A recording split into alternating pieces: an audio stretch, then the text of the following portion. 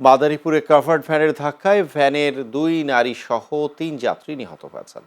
এ ঘটনায় আহত হয়েছেন আরও ২ জন।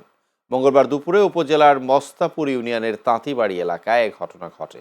নিহতরা হলেন মাদারীপুর সদর উপজেলার খামারবাড়ি এলাকার আব্বাস তালুকদারের স্ত্রী কোহিনুর বেগম, একই এলাকার জাকির তালুকদারের স্ত্রী তাসলিমা ও ডাসার উপজেলার পান্তাপাড়া এলাকার রুহুল হাওলাদারের ছেলে নয়ন হাওলাদার।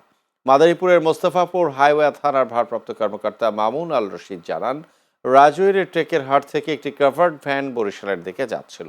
পথিমধ্যে সদর উপজেলার তাঁতিবাড়ি এলাকায় আসলে ব্যাটারি চালিত ভ্যানকে সামনে থেকে ধাক্কা দেয়।